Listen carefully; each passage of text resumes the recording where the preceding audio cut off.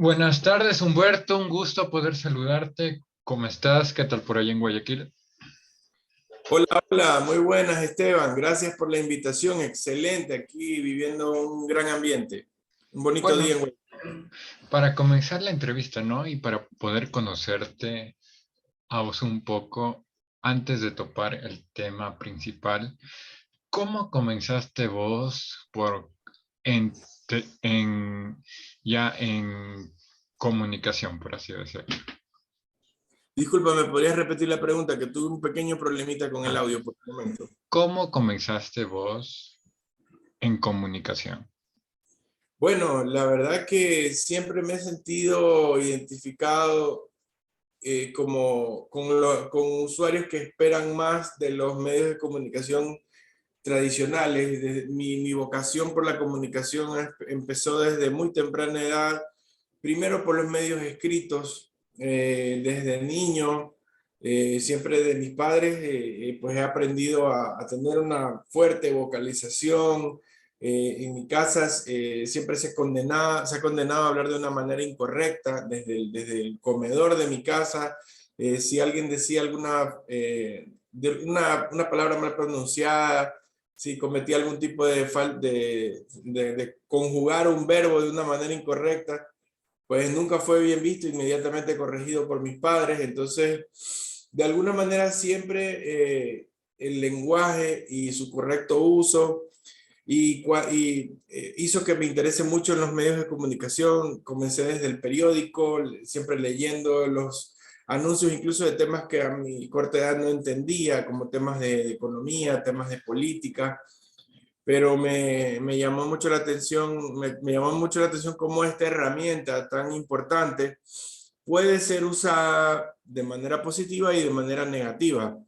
Empecé un poquito a darme cuenta cómo hay ciertos medios que tienen sesgo hacia una postura política, hacia un equipo de fútbol, hacia una ideología religiosa.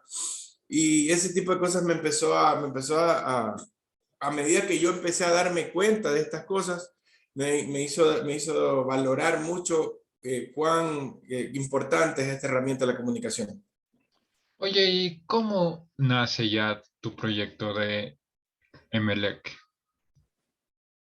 Bueno, precisamente ahí te fui dando un poquito una idea de dónde nace, porque yo he tenido la ventaja que mi equipo de fútbol lo he elegido no por herencia, no porque nadie me haya enseñado, ni nadie me haya puesto una camiseta desde chiquito, sino precisamente porque a temprana edad que me empecé a rodear de los compañeros en el colegio en el que estaba, y me daba cuenta que muchos de ellos se identificaban con un equipo de fútbol que es muy popular, de hecho es el más popular del país, y tal vez trataban de convencerme de que yo me sume y darme cuenta precisamente de cómo muchos medios de comunicación a veces las victorias justas de este equipo al que me estoy refiriendo, y no estoy diciendo el nombre, quizás las exageraban un poquito más de lo que en realidad eran.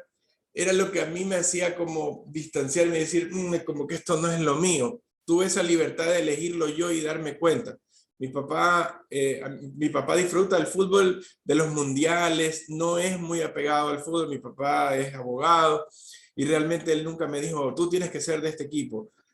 Sí tenía otros tíos que quizás eran del equipo rival y que me decían, no, ¿quieres venir al estadio? Y yo, no, como que no. Incluso ya prácticamente el día que me di cuenta que a mí me gustaba realmente Emelec, fue cuando en sexto grado de la primaria, en el Cristóbal Colón, el colegio en el que yo estudiaba, todos mis compañeros tenían que elegir cuál era el uniforme que íbamos a utilizar para las Olimpiadas del colegio, y obviamente la gran mayoría eligió la del rival. Entonces yo me sentí muy incómodo, yo dije, no, esto no es lo mío, yo no me siento bien con esos colores. Le pedí permiso a mi mamá para faltar a clase, a las Olimpiadas ese día. Y como te digo, mis papás en ese tema de la educación siempre han sido muy estrictos, porque ellos de esa manera es como también en la vida han tratado de ir progresando. Entonces ellos lo veían como que no debía faltar a clases, que debía ir, que debía cumplir con esa obligación. Y muy a mi contra me tocó ese día ponerme ese uniforme y yo no me sentía bien para nada, quería quitármelo a la primera oportunidad. De hecho, lo hice. Una vez que terminó el evento, yo me acerqué a un niño de otro curso y le dije, oye, ¿a ti te gusta este equipo? ¿Me cambias tu uniforme? Y se lo cambié.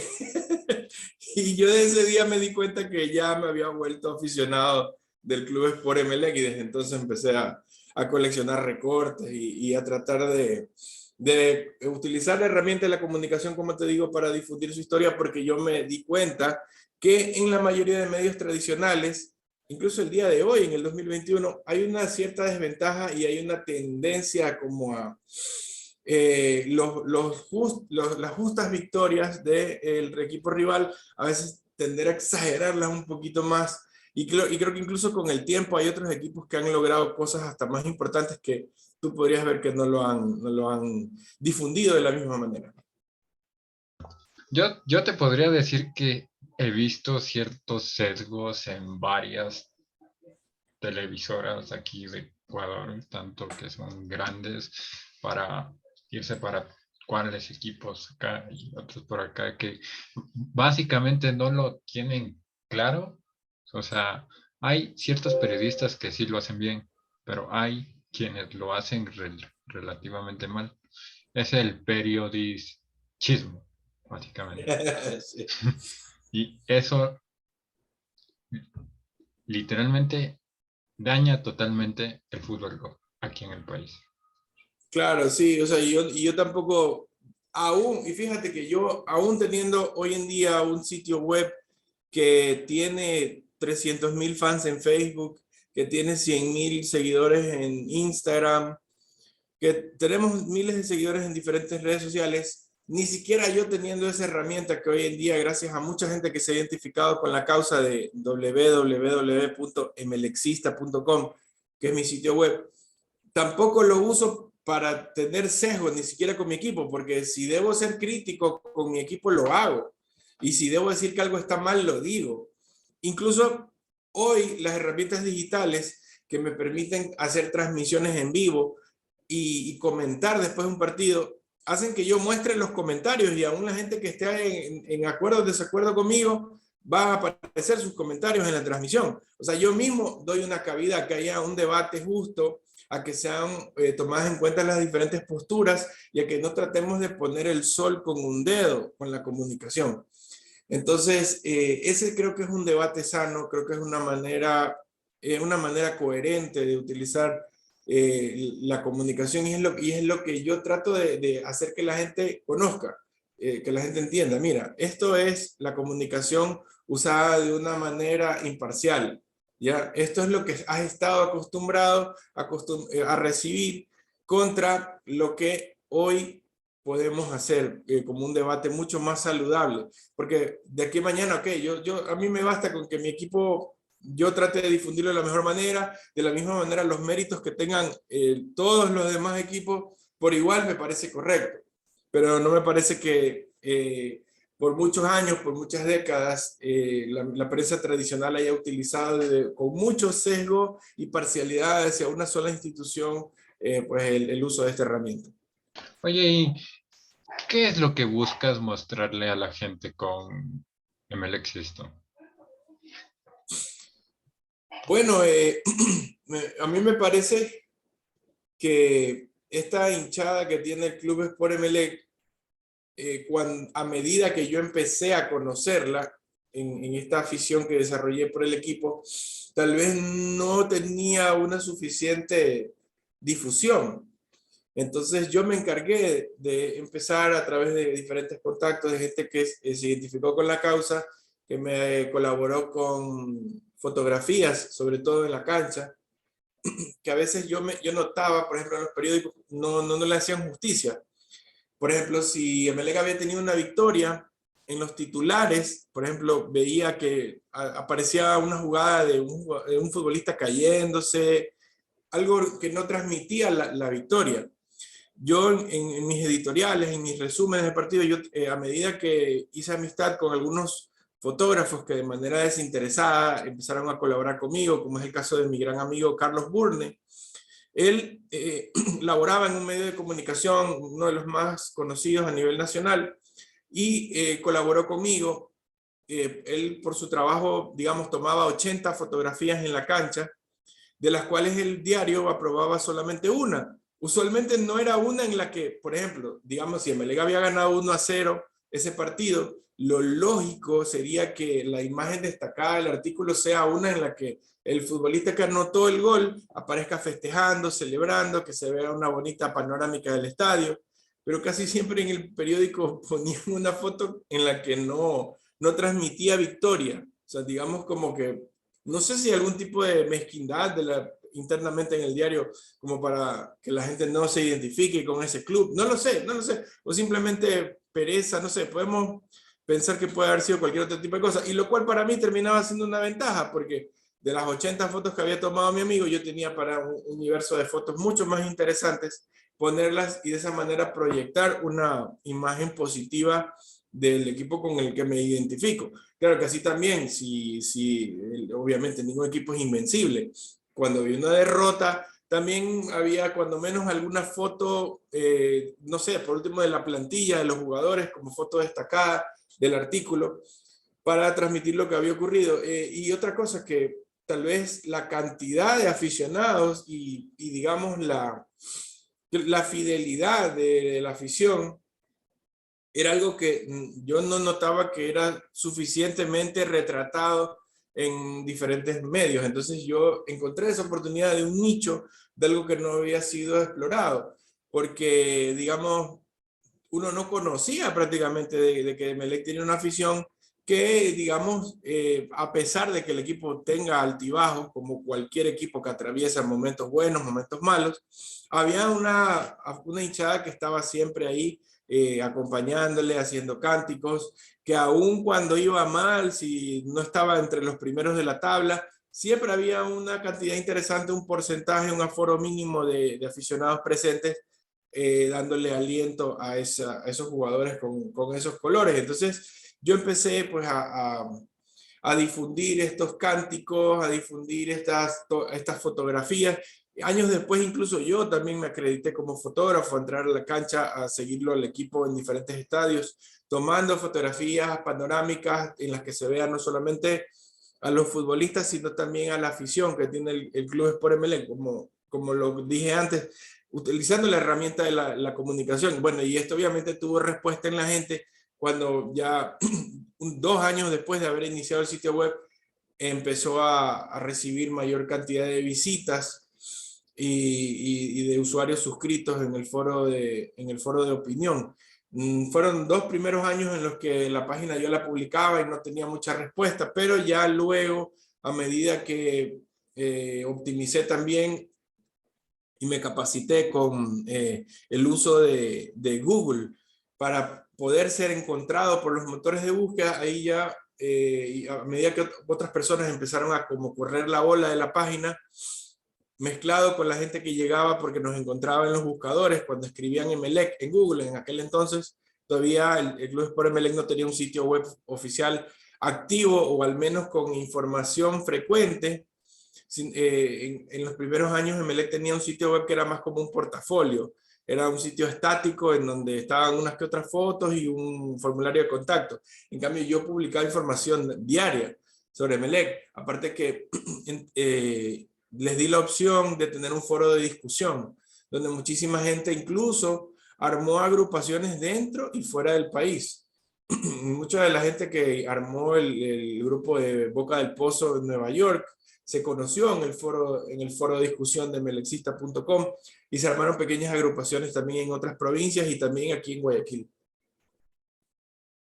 Oye, ¿y vos cómo ves la final de vuelta de Emelec Independiente del Valle? La veo dificilísima, la veo complicadísima. Independiente es un gran equipo. Independiente dio el primer golpe. Y obviamente si nos basamos estrictamente en la lógica y en los números, en los fríos números, tiene un gran porcentaje de ventaja para la final de vuelta. Pero, por ejemplo,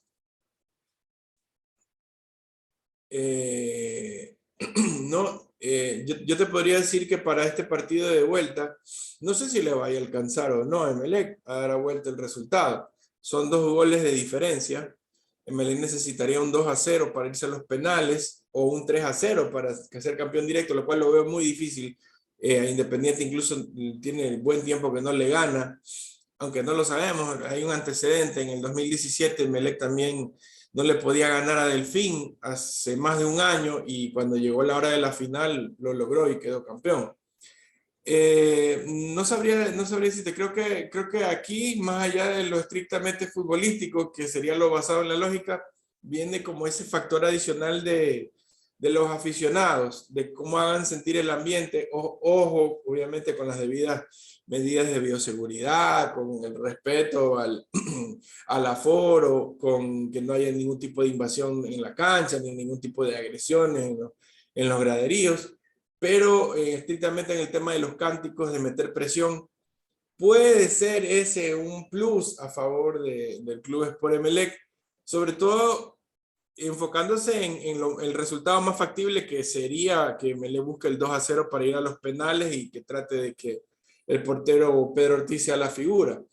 No es un panorama imposible, es muy difícil, insisto, dándole todo el mérito a Independiente del Valle por su esfuerzo, por el talento de sus jugadores, pero Emelec tiene ese último as bajo la manga, que es el respaldo de su afición para este domingo 7 de la noche. Yo te soy franco, yo tengo miedo que pase lo mismo que pasó con Carabalí, ese partido con el jovencito de 19 años, Jackson con Rodríguez, Hurtados con Hurtado. específicamente, que se lo comió literalmente, que podría pasar. Sí, claro. Y también tenemos los antecedentes de Independiente del Valle, que fue a Bombonera, gente llena y ganó. River, gente llena y ganó. La final de la Copa Sudamericana con los Sabaleros, con hartísimos hinchas literalmente, y ganaron. ¿Tú crees que puedan romper la maldición? Bueno, es que acabas de mencionar equipos que tienen hinchadas fabulosas, fantásticas. Que imagínate jugar en una Bombonera, jugar en un Monumental de River. Eso tiene que ser abrumador. Yo espero conocer esos estadios, obviamente, en algún momento, pero de lo que se ve en la televisión, tiene que ser una presión espectacular. Justamente por eso es lo que a ellos les haría pensar que tal vez han estado en estadios más difíciles, pero han estado en estadios más difíciles en otros países. Ahora es diferente acá, porque esto es en el propio Ecuador, en donde puede que algunos de los jugadores de Independiente, o ellos sean, alguno que otro de toda la plantilla numerosa, alguno que otro sea emelecista, como el mismo Gaibor, que fue jugador de Emelec. Puede que algún otro por ahí también tenga su corazón azul y ni lo sepamos. O es él, o lo es la mamá, o el papá, o el tío, o algún conocido. Es una presión diferente. Es mucho más fácil aislarte de la presión de un país extranjero a la presión que puedes sentir de un equipo de tu país, de un equipo muy querido, en donde alguna persona en tu alrededor, si no es de tu familia, es tu vecino o alguien, o el esposo de tu ñaña, o quien sea, puede que sea el que le añada ese condimento. O con Yo el creo que mismo esta va a ser una presión Jefferson diferente. Y justamente Orejuela, te imagínate, podría decir también, ¿no? Que claro, también fue y la parte gente de podría, Independiente y decir, está en el imagínate, Emelec. si en la Bombonera lo lograste, si no lo logras acá, sería algo que se acordaría, y más bien la gente lo podría volver hasta una broma. Wow, pudiste con esa presión acá, pero la presión en el campo es otra cosa. Vamos a ver, esto es solamente mera especulación. Aquí solamente los jugadores son los que definen eso en la cancha. Lo nuestro, nuestra opinión queda en palabras. A ver qué es lo que ocurre el domingo. ¿Y cuál es tu marcador para el domingo?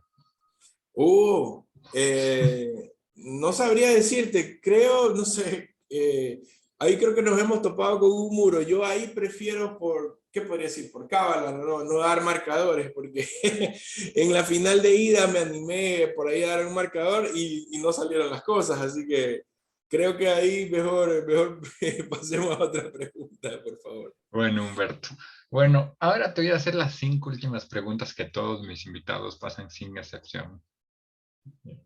¿Estás listo, Bueno, Humberto? por supuesto, con mucho gusto. Ok. ¿Qué le diría el pequeño Humberto al grande Humberto? El pequeño Humberto, el grande Humberto.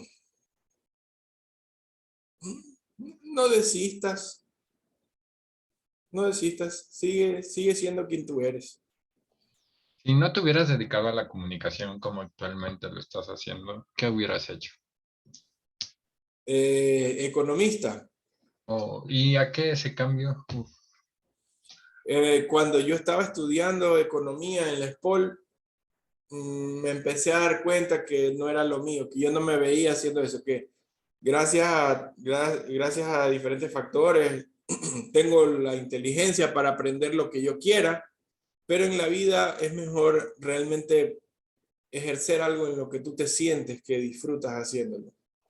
¿cuáles son las 5 lecciones de vida que les puedes dar a los jóvenes que nos están escuchando ahora? Modo papá, así A ver, es. lecciones. A mí, personalmente, una de las cosas que más me ha servido para tratar de ser lo más productivo es manejar una agenda. Eso es importantísimo. No sé, si tienes un teléfono, algo con lo que puedas organizarte, o aunque sea una libreta de papel con una pluma, y que tú tengas organizado lo que vas a hacer mañana, lo que vas a hacer pasado, y lo puedas separar en urgente, en cosas que no sean urgentes, lo puedas priorizar, eso es una gran herramienta. A mí particularmente en los últimos años me ha ayudado muchísimo eh, lograr tener la mayor calidad de tiempo posible, hacer que cada día cuente, saber que al menos cada día yo sé que hoy taché 2 o 3 cositas pequeñas de mi lista. Puedo tener metas más grandes, pero todo se va pasito a pasito, ¿no? Y aún en ese afán de tener una meta, cada paso cuenta, y si tú tienes una agenda, ya sea con un celular, ya sea con una libreta, a medida que yo me fui organizando con eso, he visto más progreso en mi vida y sigo teniendo más metas en adelante, y para todas ellas trato de organizarme. Otro consejo sería, traten de aprender un idioma extranjero. Hoy en día existen muchas aplicaciones. Hay una aplicación gratuita que se llama Duolingo, con la que puedes aprender un idioma. Yo considero que el ser humano tiene un cerebro que se presta para hablar más de un idioma. Elijan ustedes el que más les interese o el que les resulte más fácil. Nosotros hablamos español. Hay idiomas parecidos como el italiano o el portugués. A mi mamá durante la pandemia, en el confinamiento, yo la motivé a que de repente aprenda italiano, por ejemplo, porque el italiano se parece mucho al español. Mi mamá me hizo caso y empezó a darle. Yo particularmente hablo inglés y hablo alemán y algo entiendo por ahí de italiano, portugués. Ya voy a seguir yo mi propio consejo, y con esta aplicación o con cualquier aplicación, hay un montón de aplicaciones gratuitas en internet. A mí me gusta mucho esa Duolingo por el sistema que tiene. No es ninguna pauta, por si acaso, pero es un caso de éxito que yo pude ver. Es muy útil hablar más de un idioma, porque hasta para ustedes utilizar el cerebro les da otra perspectiva de las cosas. El lenguaje es algo que enriquece muchísimo, que te ayuda a entender mucho mejor las cosas. Y aparte, laboralmente, imagínense, el rato que vas a aplicar para un trabajo y tú le dices que hablas inglés, o que hablas alemán, o que hablas, yo qué sé, portugués, o hablas italiano, o hablas francés, te abre puertas. Así que ese también sería uno de mis consejos. Y otro consejo sería que siempre traten de buscar diferentes perspectivas, que no se queden solo con un punto de vista. Incluso del que ustedes tienen, busquen siempre un punto de vista diferente, es enriquecedor. Si ustedes están de acuerdo con el capitalismo, conversen con un socialista. Si ustedes son MLCistas, conversen con un barcelonista. Si ustedes, no sé, si ustedes son católicos, hablen con un ateo. Les va a enriquecer. y escuchen, realmente escuchen. No escuchen para discutir, no escuchen para refutar, porque eso no les va a dar nada. Ustedes no van a ganar nada con creerse dueños de la razón. Pero si ustedes escuchan otra postura distinta, algo les va a dejar.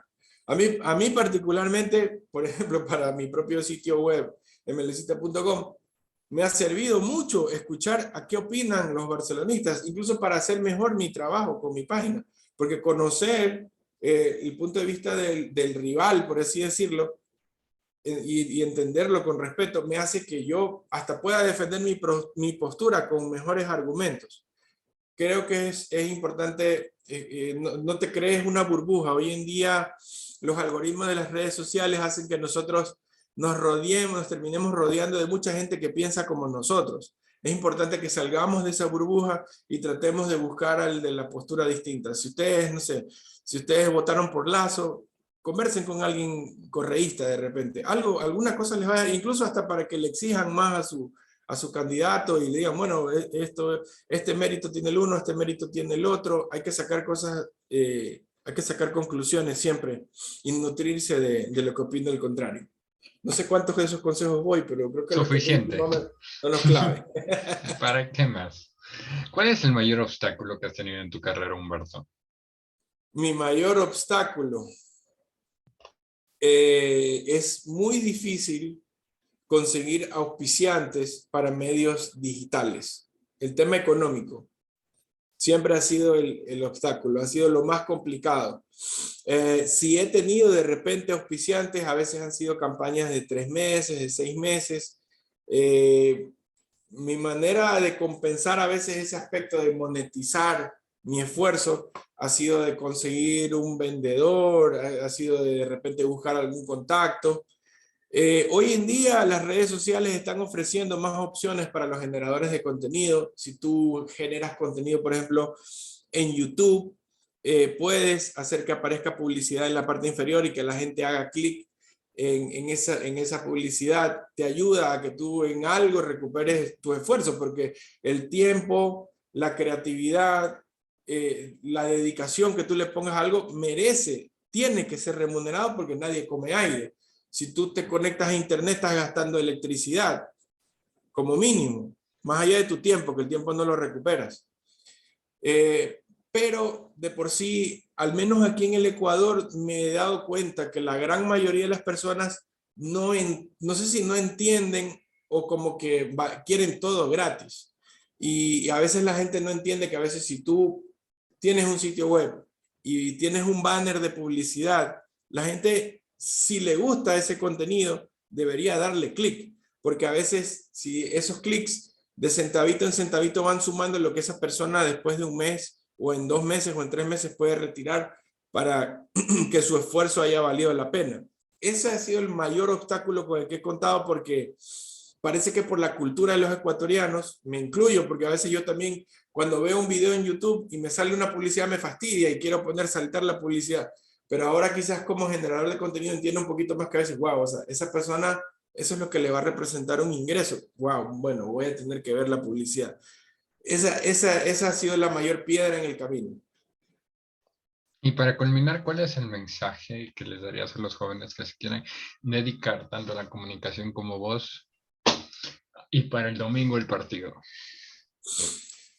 Bueno, para quienes deseen dedicarse a la comunicación, lo importante es que encuentres algo que te apasione. Yo mismo hoy en día puedo hablar de un sitio web que ya funcionó, que ya está posicionado, pero ahora me he impuesto un nuevo reto. Con mi esposa ahora tengo también un blog de gastronomía.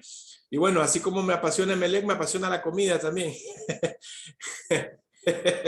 Sí, y ahora también estoy haciendo un blog llamado Food Reviews, en donde nosotros grabamos videos cortos en donde describimos nuestra experiencia gastronómica para que otras parejas que busquen en sitios nuevos de donde comer en Guayaquil encuentren pues lugares y tengan opciones en donde elegir para saber a dónde ir a comer.